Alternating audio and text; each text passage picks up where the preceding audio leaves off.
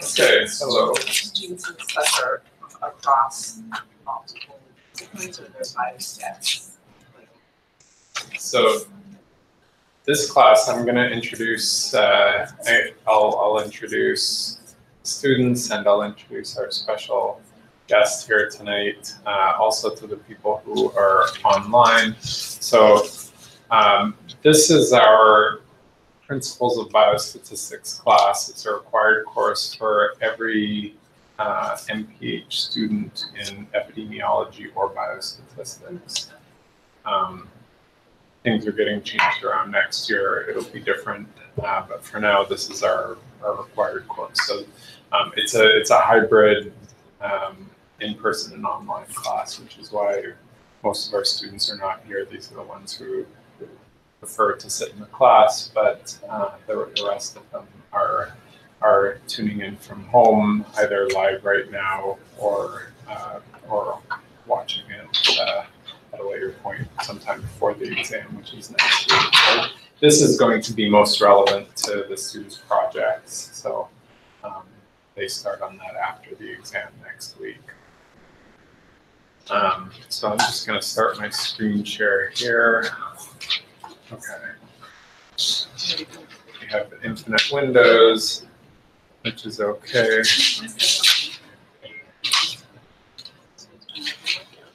Pull my full screen.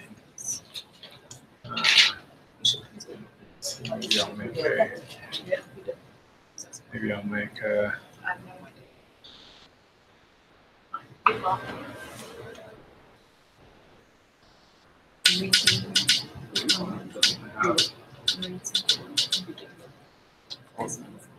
These things. Okay, so I want to introduce tonight our special guest presenter, Kinjia Hinterland, who is, what exactly is your position? She is a Master of Data at the Department of Health and Mental Hygiene. I don't know what your official title is, though. Okay. I will give you, there's a web browser here which you can use. But the purpose of her visit today is to introduce you to the many publicly available data sources that our Department of Health and Mental Hygiene makes available, and to do this before you start on your projects, so that after your exam next week, when I post your final project, you can consider using some of these data sources for analysis. Is it possible to use Chrome? Yeah, Chrome is fine. Sorry. Because I know EpiQuery is not necessarily optimized. All right, here you go. You'll understand. I wanted to make one that doesn't have all of the.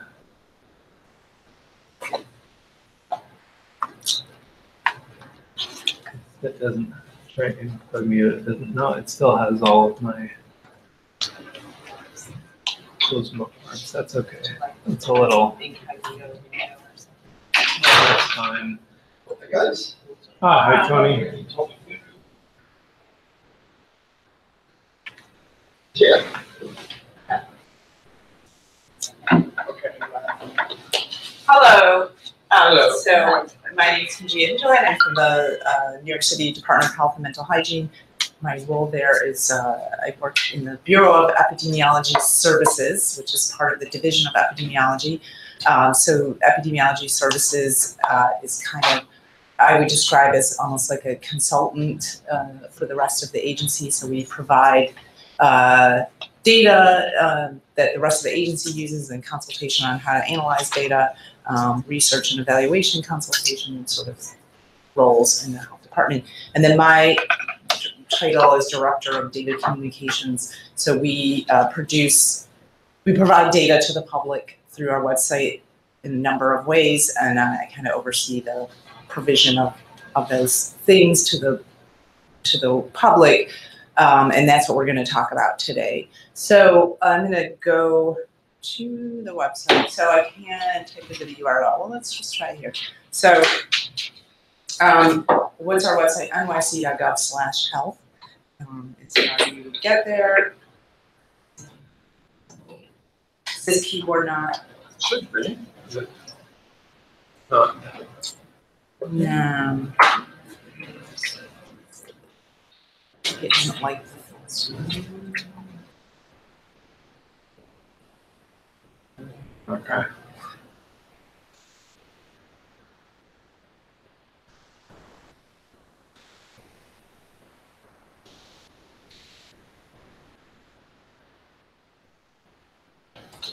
All right, so this is the health department's website homepage, and if you're looking for data, this tab that says data is your entryway into our data resources, and we kind of have, I would say, three main buckets in terms of ways that we provide data to the public.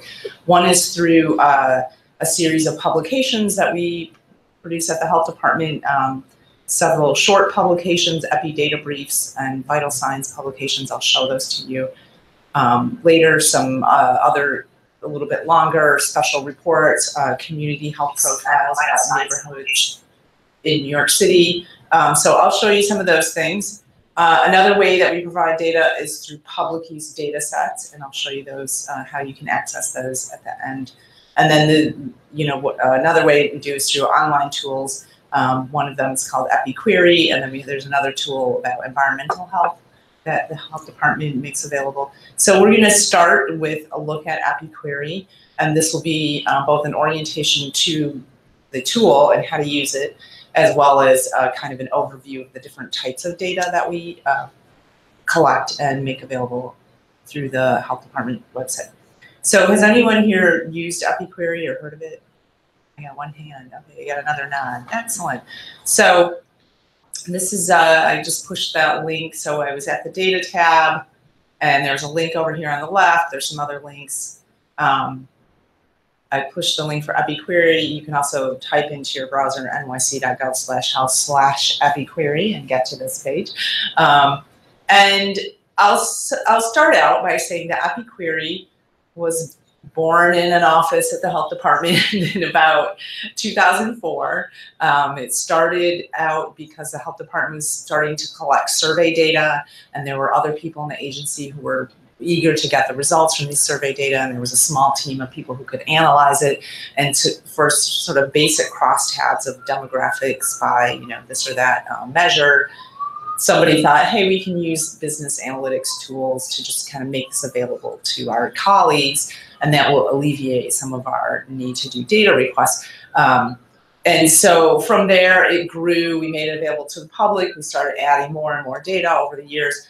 But guess what? It is still running on the SAS EBI analytics. It was built in 2004. So when you look at it, you will see it is not the most up-to-date looking application out there.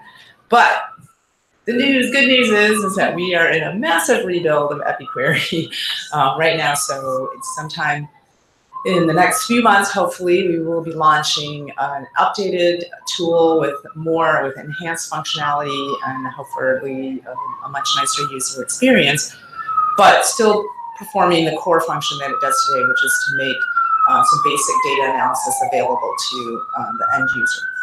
So the current application is organized by the source of survey data, which is one of the things that's going to be a little bit different in the new one. You'll still have things by source, but there will also be a kind of a topical arrangement, because we recognize that while we at the health department know what these sources are and what's in them, for the average user, they come here and they say, hey, I want to know about diabetes. And they're like, where is it?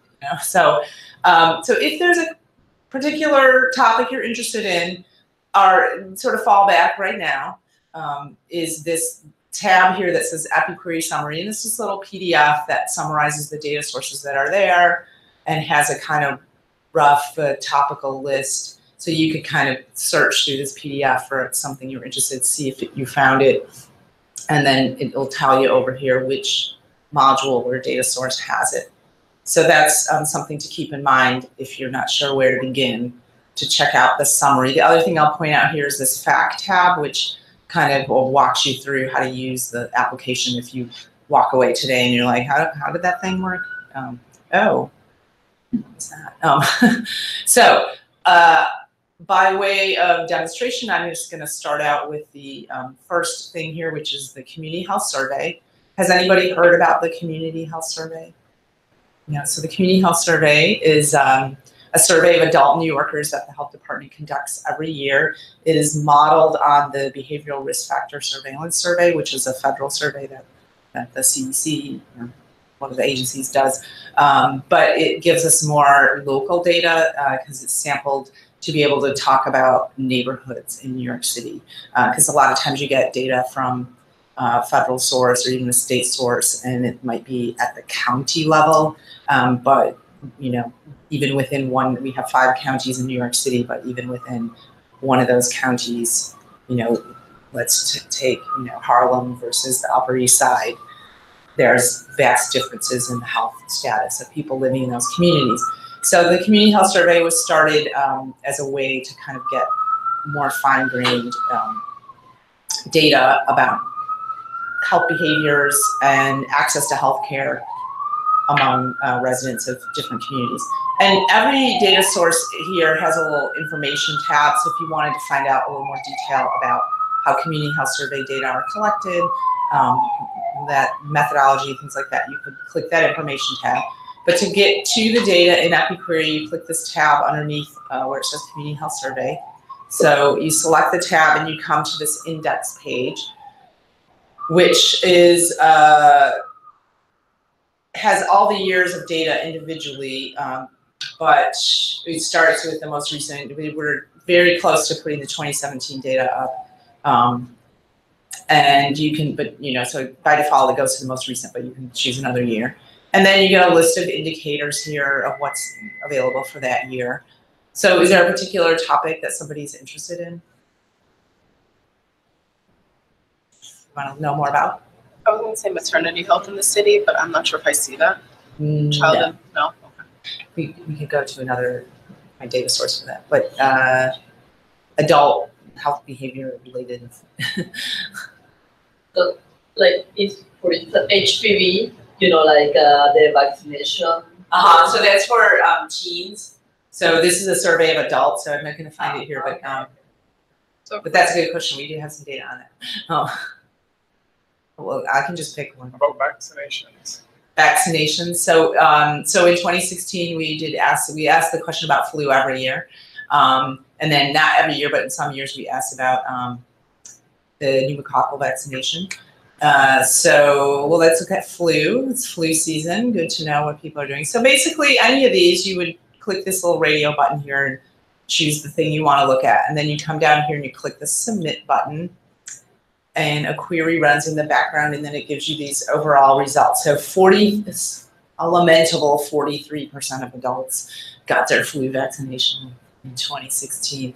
So we'd like that to be 100%. So don't forget to get your flu vaccination. So you get the citywide results, and underneath the little table, you got a little bar chart. If you wanted to put that into some kind of presentation or something, you can copy and paste that. But in the table, you got the point estimate, and then underneath it, you got the confidence intervals. So these are survey data. There's a sample, depends on the year, but the sample is around 10,000 adult New Yorkers, and then weighted to the adult population in New York City to be representative. So as with any survey data collection, there's some margin of error there. So that's why we provide the confidence intervals along with the point estimates when we provide the data. And we also give a sort of estimated number of adults that applies to. So in this case, it's hard to say, 2,800,000 got their flu vaccination. But kind of the richness of EpiQuery is this little box over here on the right, which allows you to refine these results further. So we have the option to select 1 or 2 demographic refinements. So let's say, I don't know, let's say age group. So say we wanted to see age group, you make your selection from the drop-down menu, click submit. So you'll see this application kind of works the same way throughout. And again, you get a little bar graph and a table underneath. So it kind of looks like, not too surprisingly, that the older age group is more likely to get their flu shot. And then if you wanted to download a CSV file of these results, you could do that. And let me just push the back button here. You can do 2 demographics if you want. You can also look at the neighborhood level, which I mentioned that these data were collected to be at the neighborhood level. So for a long time, these neighborhood data were provided as United Hospital Fund neighborhoods, which are geography defined in the city by groupings of contiguous zip codes. So the United Hospital Fund is a group of hospitals that were concerned with doing, planning for their catchment areas, and they created these groupings of zip codes, and the health department thought, that's great, we're going to use those. It's really easy. Sometimes you have some data, the only thing you know geographically is a zip code. We can always put somebody there.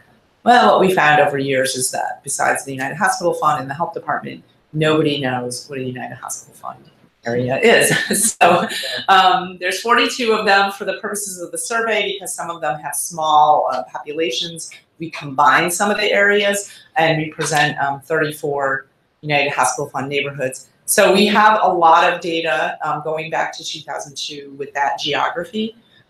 If you selected that, there's a link out to a PDF. You can see more about how the neighborhoods are defined. But beginning a few years ago, we started to ask people on the survey if they would be willing, for the purposes of geolocating them, to give us their name and address. It doesn't stay attached to the answers. It just is for us to be able to place them in a community district. And people were interested in community districts because they're kind of the smallest level of government in the city. Community boards make policies for their community districts, and they kind of want data at geography. I actually been meaning to update this. This is a little confusing. There are 59 community districts total, but again, a few of them have to be collapsed for the survey, so we only have 55 areas. It takes 2 years of data collection to have enough data to break it down at this small level. So you won't see this option for everything and every year. But here we have it for flu vaccination, because we did ask that in both years. So if you were to select that radio button and click submit, you would get a map with each level of the response. So yes, the areas that say yes are from lighter to darker. The darker color is a more higher prevalence of getting the flu vaccination. If you selected the no tab, it would be the opposite. And then underneath you get a table. And this looks pretty robust, actually. Look at that. Oh, we got one. Okay, so here I get to demonstrate. Why is this in red with an asterisk? So once you start slicing things down to this small level, and then depending on the question too, that might be, if it's a question that's asked of a subset of people, for example, women over 40, did they get a mammogram or something like that? Sometimes the data are not, the population that was asked is limited, so that creates a little more variability. We have a certain algorithm that we follow to analyze our data for reliability. If you clicked on this little PDF link, you can see more about it, but basically it's looking at the size of the denominator and the relative standard error. And then sometimes if it's kind of a little unstable, we will flag it in red and then give you this note. It says estimate should be interpreted with caution. So it just means like, these are the best data we have, but you can see the confidence intervals are very wide. It's not the most precise estimate. In other cases, you might see that an estimate is entirely suppressed, and that's when it really is just too unstable to be useful. So that's some of the things you'll see when you're looking at the survey data in EpiQuery. And one more thing I want to show you here is that you also have the option to cross an indicator with another indicator. So remember, we were here on this index page and we chose flu, but what if you want to know about flu and smoking or something like that? It is possible to do that at the citywide level. So to do that, down here you would go and choose another indicator from this drop-down list. And what did I say? I said some things. So we're just gonna look at some. I mean, sometimes, and the thing about EpiQuery is it's really driven by the user, right? Like we're not providing interpretation. So there's some of these combinations are, maybe I don't know what the researcher question would be, but you could do it. So it's up to you. So then you would just click submit and it would give you a little cross tab of the two. And then it's, it all works the same. You can sort these things by, by clicking the headers if you wanted to sort them. In this case of crossing two indicators, you could reverse the columns and rows if you decided, oh, I actually wanted to look at it the other way. You can download anything. And then kind of by default, we're providing the age-adjusted estimates. I don't know if you guys have covered age adjusting in your classes. Yes, no? Yeah. A little bit. But you can look at the crude estimates too. They don't tend to be hugely different from each other. It really depends on your purpose. So if you're writing a report and you're interested in comparing New York City to somewhere else or one area to another area, you probably want to age adjust, since we know that a lot of health conditions have an age component. And if the underlying population distribution by age is very different, you can take that age factor out to kind of make a comparison. Let's say you're planning for your flu vaccination in your community, and you really want to know, like, what is the crude prevalence, the actual prevalence of people who got a flu vaccination or didn't get a flu vaccination, then you might want to use the crude estimate for those purposes. So that is the Community Health Survey. That's kind of our, I would say, kind of our flagship survey at the health department that we do every year, and provides tons of data that our health department uses for planning, for evaluation, for policy formation. So it's a very important source of data. We also collect some data about, I'll slip down here and just point out the Youth Risk Behavior Survey. So that's teens in public high schools. It's done every other year. Yes? I just wanted to ask about the last study you were looking at. What would you have to do to wanted the observations themselves, like the line listed data? Yeah, the data itself. To do your own analysis. Yeah. That's a public use data set, which I will show you. I was just going to go through EpiQuery a little bit more and we'll come back to that. So we have the Youth Risk Behavior Survey, which is about teens, and then we have collected some data about children. We did a kind of a one-off, so we interview an adult about a child between the ages of 0 and 12. So trying to cover the lifespan here. So we did a one-off kind of survey in 2009, we did another survey in 2015, and then beginning in 2017, we're doing every other year survey about kids, and we'll be adding those data. The Haynes survey is, have you guys heard of the health and nutrition examination survey? So that's a federal survey, and then in New York City, 2 times it has been done at the city level, model on the national survey. It provides a very rich data in terms of the fact that people do a survey as well as they take biometric measures and take blood and saliva.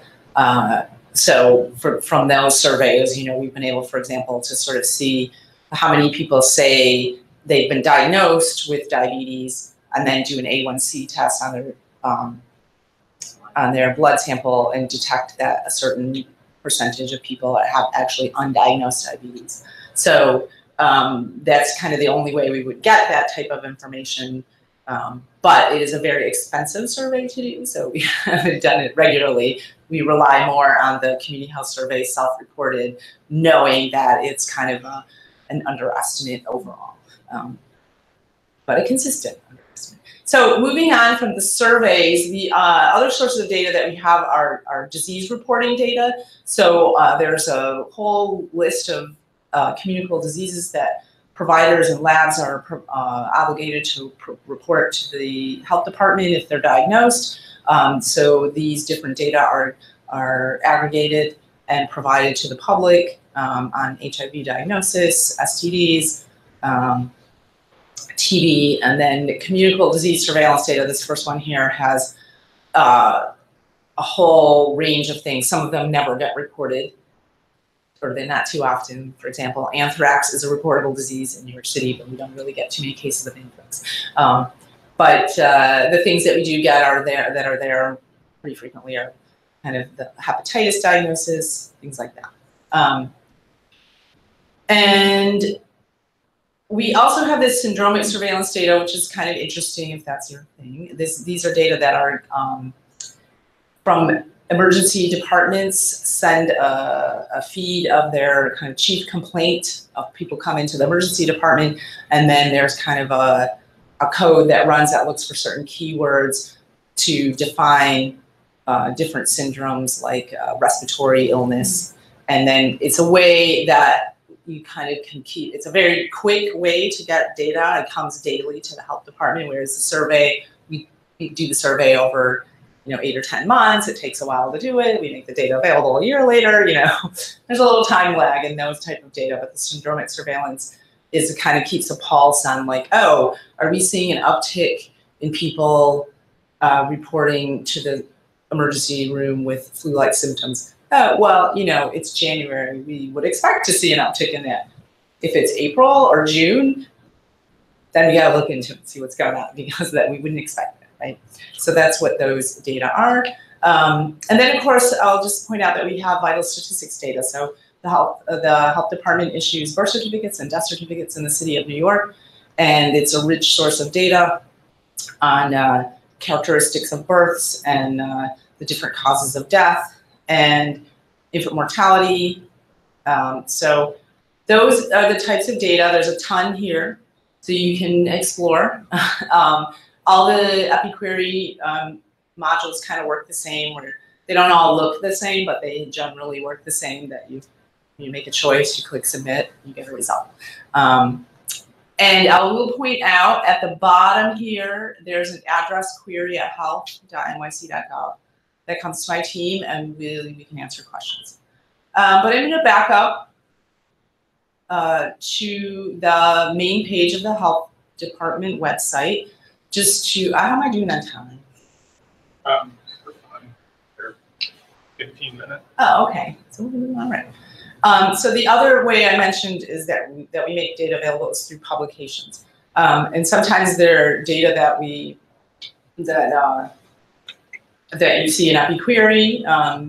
This is kind of analyzed further and packaged. So there's that. And then occasionally there will be small data collections that maybe they aren't made available any other way except this.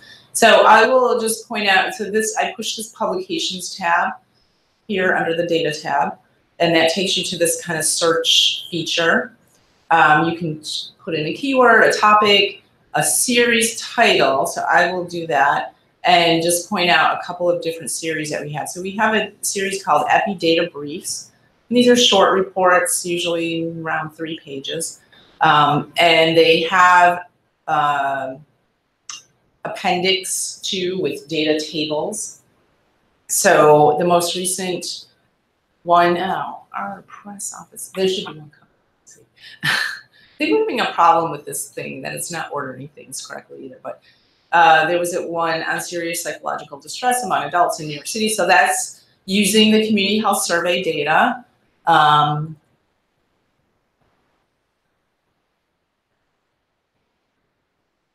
I supposed to click? Colleagues in the Bureau of Mental Health analyzed the survey data on serious psychological distress. So that's a measure that's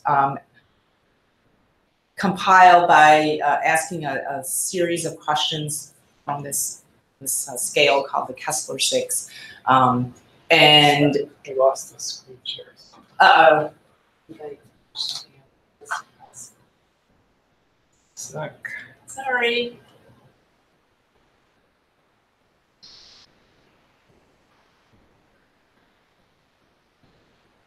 This time. Oh. Okay. Sorry about that. So the so they just summarize the data here. And it's not a particular mental health diagnosis, but it does give you kind of a general read on mental health in the city. And then they kind of analyzed it by neighborhood. They have a map here. So this is another way that we provide data. And so that was the main body of the brief. They looked at chronic disease and health behaviors. So there's an example. They crossed 2 indicators from CHS. And then with that, they provided some more detailed data tables.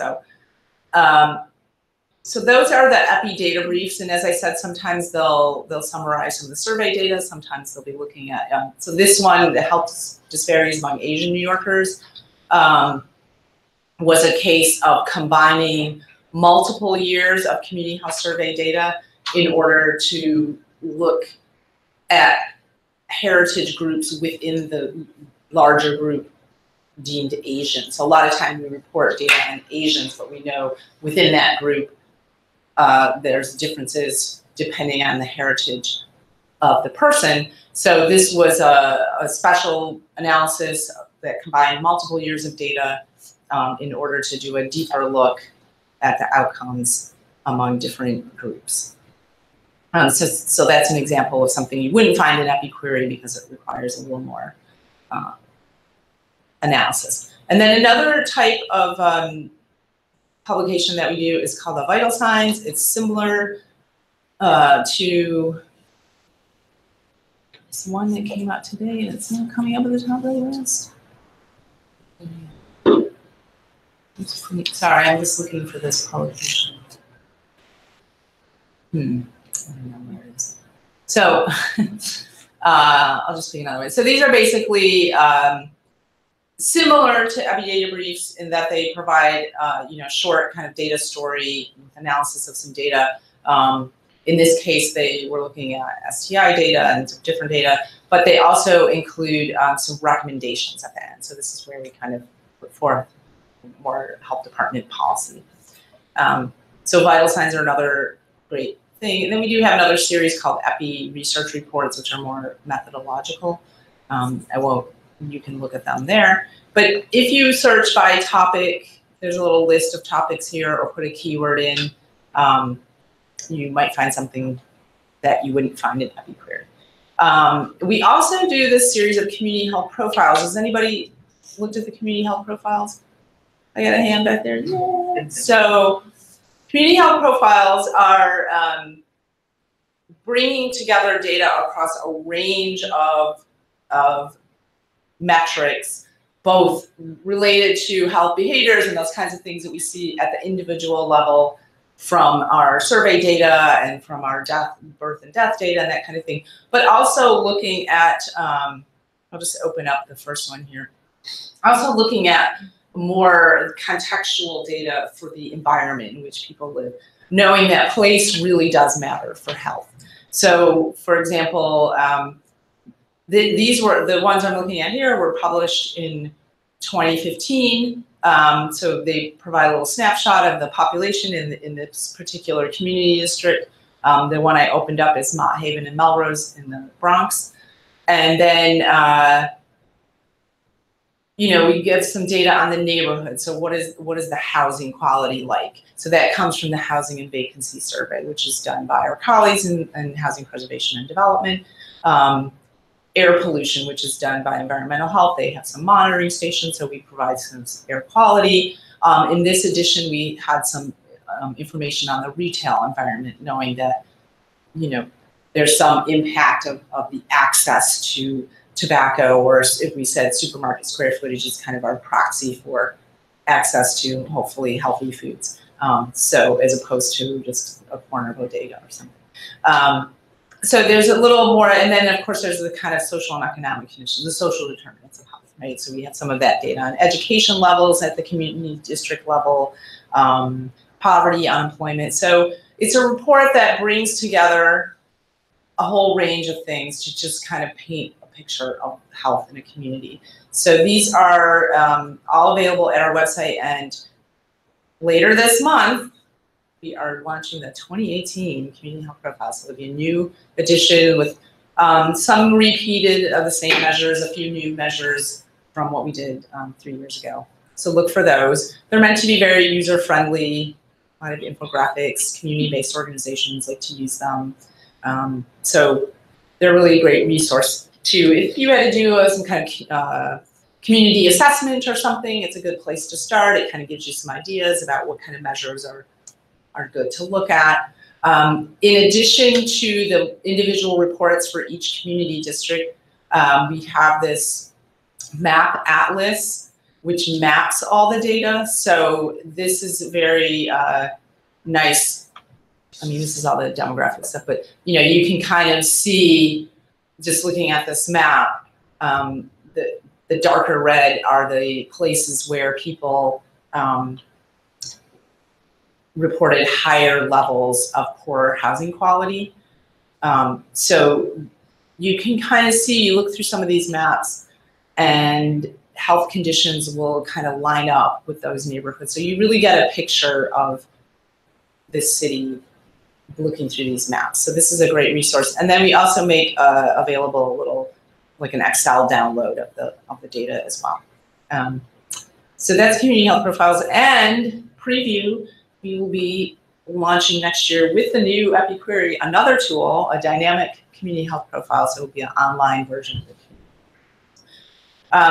So the other thing I wanted to, so many things here. There's all sorts of stuff here. Check out the publications tab, search for a topic you're interested in. The other thing I wanted to point out to you is under the Datasets tab. So you asked, like, how can we get these line listed data? So for the surveys, for example, the community health survey, this is really a bad page. It's got a lot of links here that I don't understand why. So we're going to be reorganizing this data tab when we launch our new EpiQuery too. So y'all knew. Better searching too, but right now you would go here, if you were, we have youth risk behavior survey, community health survey, and the Haynes survey, and I think the physical activity, I don't know if that's here.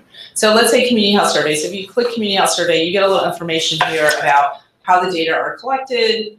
The methodology tab gives you the background information about how it's sampled, so you understand, you know, how is this done? What are the limitations? That's very important to understand. And then the other, I thought we had a tab within this tab. So then if you click the public use data tab, you come to this page where you have, you know, caveats. We like to give our caveats at the health department, but basically this is some guidelines that you should understand if you're going to analyze these data. Some supporting documentation, like all the questions that were asked over many years. So doing a little crosswalk, and then if you just read through all that documentation, and then you come down here and you come to the actual data set. So the 2017 public use data set is actually already posted on our website. We didn't get an EpiQuery yet. So if you click this little arrow, then you'll see that you can look at the questionnaire that was actually fielded in 2017. You can download a SAS data set, a call-in program, a formats file, and all of this stuff, the code book, to do your own analysis. Now, we provide it in SAS, and we, at the health department, use SAS callable Sudan to do the analysis. So you would have to have access to those programs to use those data. So that is there. All right, so that's my quick run through of all of the data sources we have available at the health department. Let's start with some questions. Any questions? Yes. For, I guess, rare diseases, like sickle cell anemia or sickle cell disease, is it possible to like find data on that particular disease or other diseases that are like not as prevalent as others? The health department does not have any, that I'm aware of, any kind of registry of sickle cell anemia. And even like cancers, for example, that is something that you can often get from the state health department, but a sickle cell anemia, I don't know specifically what where you would go to find it. You have to research that. So, yeah, not really. And then, somebody asked me about HPV vaccination. I answered. That was actually included in the community health profiles, and will be repeated in the 2018 community health profiles. So I'm sorry for my unsatisfactory answer about the rare diseases, but I mean, cause of death data, there might be something there, but that I think you're asking about people who are living with it and information about that. That I don't know off the top of my head. That's okay. Yeah. Is HPV in the community health survey? No, so HPV, we know about HPV vaccination because we have a vaccination registry at the health department. So from the immunization registry, we can sort of aggregate the sort of number of vaccinations that were done in a community by the underlying population of the age range that's eligible for the vaccination. We provide a metric of, rate of vaccination per, I don't remember if it's 1,000 or 100,000, teens or preteens, 11 to 12, whatever. I don't remember off the top of my head. Yes. Is that also mapped?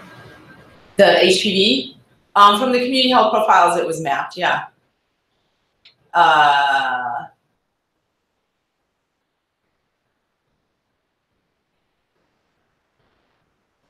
Let's see. It is down.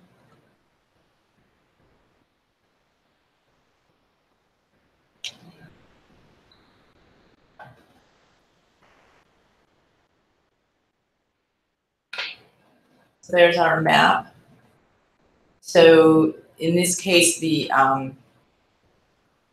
darker areas are the lower rate of vaccination, and the lighter areas are the higher rate of vaccination. So a lot of vaccination in the Bronx and Upper Manhattan. This is like Sunset Park here, Sunset Park, Windsor Terrace. Some areas of Queens, not so much in Staten Island. Big range. Yeah, it is a big range. I mean, I think there's this was actually one of the more interesting results when we were looking at data in 2015. And I think there's a, kind of range of theories about why you see such a range in terms of programs to provide vaccination that are more prevalent in certain communities probably than others, where there's more federally qualified health centers and things like that, but also just demographically, there are, some populations are more inclined to get immunized than others, and would say, oh, my doctor said my kid should get this, we'll go get it, whereas others would be like, I don't know, So there's a range of things going on behind that, I guess, is my understanding, talking to my colleagues in the Bureau of Immunization. Any other questions or? There's a question from online, which I can help answer if you want, but the question was, can you analyze the data sets on R? This is a very interesting question, and something that we've been kind of tackling with our revamp of EpiQuery. So what we have found is that the Sudan, SAS called the Sudan package, which is kind of a little bit of a black box mystery what it does, handles the survey analysis, I guess, more seamlessly than R. So we found that, especially with the age adjusting part of it, is that there doesn't seem to be an R package that does exactly the same thing as Sudan. Like, we're trying to match our results. So you can do basic analysis with R, but like, for example, we found there were some questions that say you wanted to refine it by neighborhood or something, and you wanted to age adjust, but there were certain age group not represented in one of the neighborhoods, the R package doesn't kind of automatically adjust for that fact that that age group is missing. whereas the Sudan would just kind of handle that circumstance. So it doesn't, it can be done in R, but it doesn't do exactly what we've been doing with the Sudan package for all these years. So I don't know if that answers the question. But,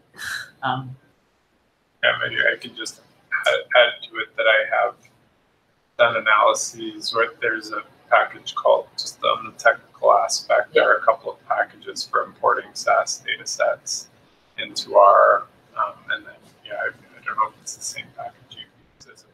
It's called Survey.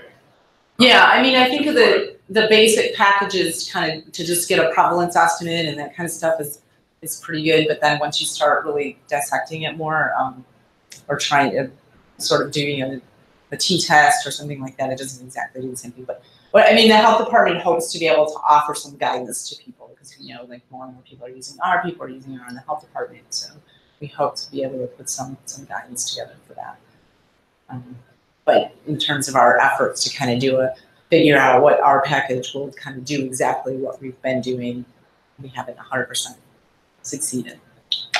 Thanks. Yes. What are some challenges?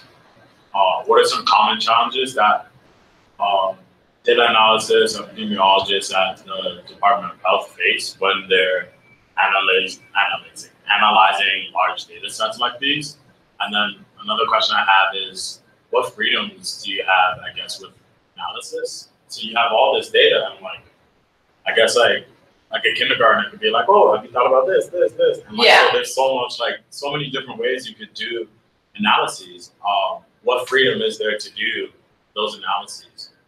I think that, I mean, I don't do a lot of original analysis myself because I don't have a lot of time to do it, but I think people are pretty free to kind of propose ideas, and then do they go forward really depends on how much they support like the efforts that the health department is doing or programming that the health department is doing. So, you know, if it was just some completely like, hey, I just want to know, we probably wouldn't want people to spend their time on that, you know? So, and then in terms of challenges, I'm going to bite on that one. It's, I'd say a challenge that is faced not just at the health department, but kind of everywhere is that for a while, surveys, especially telephone surveys, have been the way that we collect self-reported data on a whole range of chronic diseases, some chronic diseases like, you know, if you've been told you have diabetes or high blood pressure, things like that. And also health behaviors, but telephone surveys are getting very challenging to do. They're not they used to be very efficient cost-wise. They're getting less so, you know, in terms of having to put forth a lot more effort to get a sample, you know, especially, you know, only in 2009 did we add cell phones. We used to only call landlines. So now we call landlines and cell phones. But there's a ton of people in New York City that don't have an exchange from New York City. You know, they moved here from Utah, they kept their cell phone number. So we're never gonna get to those people. And conversely, we get to people with a New York City exchange, you know, because when you do the telephone surveys, it's a random digit dial thing. So they say, oh, 917, that's New York City. We'll just add some numbers. And they're like, oh, I'm living in California now. And it's like, okay, nice talking to you. You're not eligible for the survey. But that's an effort that was expended to not get any person to participate, much less People don't pick up. People don't pick up. Who are these crazy people? We do offer a small incentive. And, you know, or even if they pick up, like, do they really want to spend 20 minutes on the phone answering a survey? You know, so it's like, you can appeal to the greater good, but it's getting hard. So there's definitely some, you know, work to investigate alternatives to that, address-based sampling, where you kind of say, oh, we sampled an address and we send a letter and say, like, we'd like you to do this survey. We can call you up and do it, or you could go online and do it. But then you have to kind of make adjustments for the mode that the survey was taken in, so it gets complicated that way. And there's been some investigation, which was done in conjunction with the NYC Haynes data collection, to sort of try to understand if electronic medical records could be a source of population data.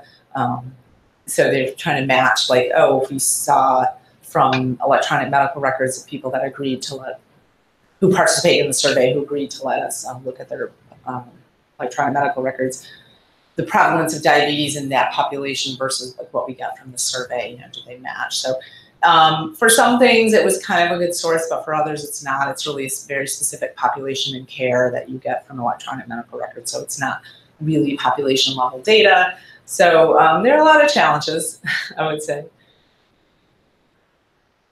Yes. There's another question from online. Uh-huh. Are researchers free to publish their results from these data? Yeah, we do a lot of publishing in peer-reviewed journals from the health department, definitely. I guess the question would be people just using the public use data sets. Yeah, I mean, we make them available to the public. We provide like a lot of documentation. So we just would hope that somebody would take it all to heart and follow the guidelines that we offer. Totally free to reach out to the health department if you let us know, but it's not, you're not obligated to. Yeah.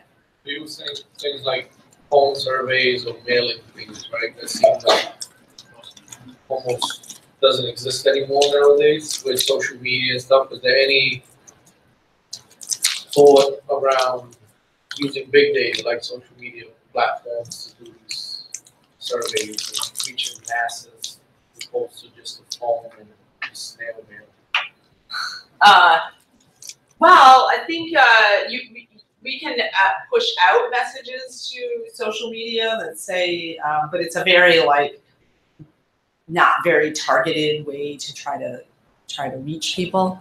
I mean, I guess neither of us random digit dial, but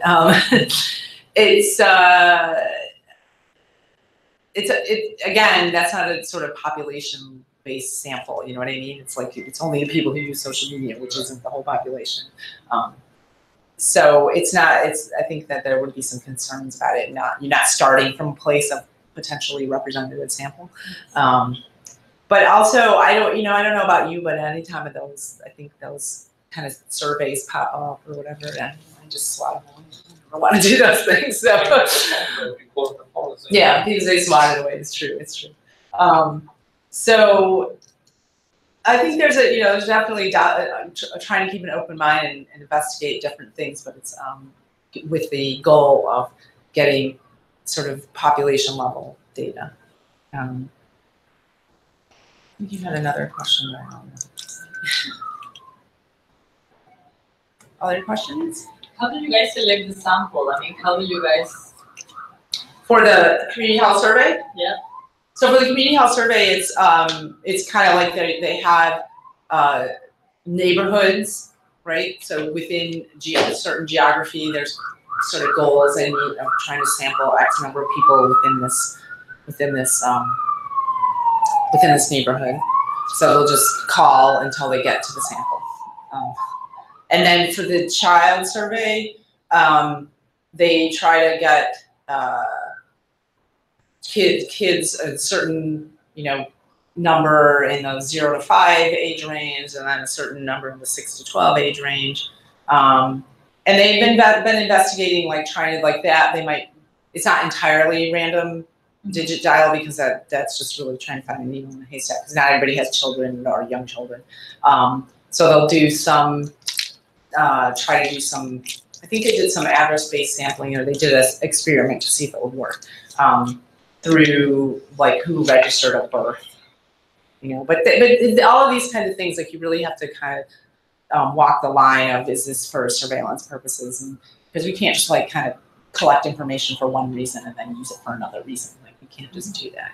But I think that was one of the other things I was going to say in terms of challenges is always thinking about confidentiality and, things that we used to think were okay, we're covered. Nobody's identity is going to be breached, is getting less and less the case, because there's just more and more techniques being developed by hackers or whoever's interested in this, in detecting the identity of people. So for our public use data sets, as an example, we've taken out some variables because we feel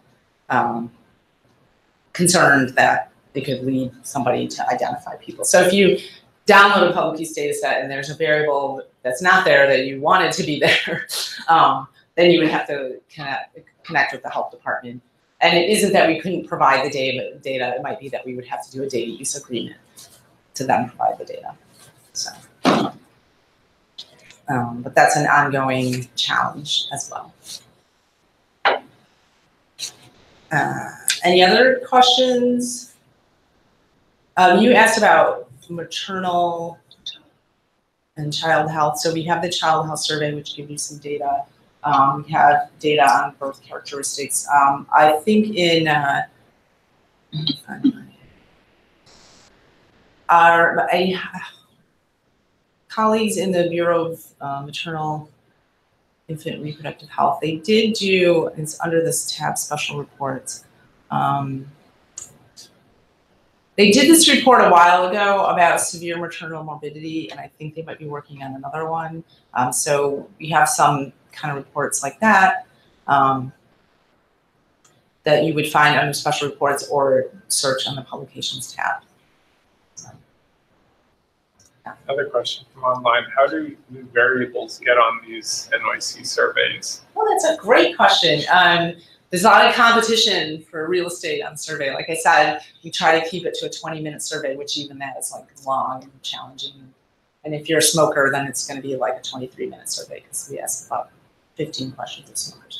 But the different programs in the agency, we go through a process every year where we'll say, you know, there's a certain core set of questions that get asked pretty much every year or every other year. So that takes up a lot of space right there. And then other programs in the agency will come forward and say, like, you really want some data on, you know, X, Y, or Z, and they'll kind of justify why they need the data, and there'll be a process of kind of prioritizing, and ultimately the Commissioner of Health will kind of help to drive the final answer, you know, like, are we gonna include that or not? Because we have a certain target number of questions, and we'd always be over if we took everybody who wanted to put a question. But you know, sometimes there'll be something that's just kind of one-off. You know, like I think one year when the health department was first, I don't even remember exactly what the motivation was. Somebody in environmental health needed some data to understand like how many people were getting their, you know, getting not just ears pierced, but other types of piercing, because that's something that the health department has to regulate those places that do it. So it was like a survey question about, you know, do you have the upper lobe or other parts pierced, you know? So, but that was one time. We probably won't ever ask that question again, yeah, or not for a long time. So there'll be some obscure things, and then there'll be the regular stuff. So that's the process for that. Yeah.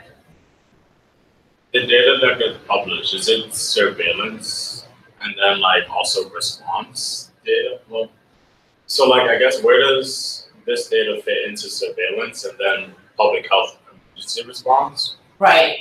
So we consider the survey data to be surveillance data because we're keeping track. I mean, that's the whole thing, right? You know, it's survey data. Like I mentioned about the diabetes, it might be an underestimate of the true prevalence of diabetes because not everybody's been diagnosed. But if we keep track of it over time, we have a good sense of what's going on out there. So we consider the survey data to be surveillance data because that's the purpose for which we're collecting it mainly. And also the disease reporting, obviously. And then for emergency response, I mean, it depends on the emergency, I guess. So like, if you saw like an uptick in Lyme disease, like what would happen next? Does the state health department send like a IS officer out, or like, so I am not in the division of disease control, so I don't know what they would do about Lyme disease, but that is actually a pretty good description of probably one of the steps that might be taken. Let me think about something that has happened.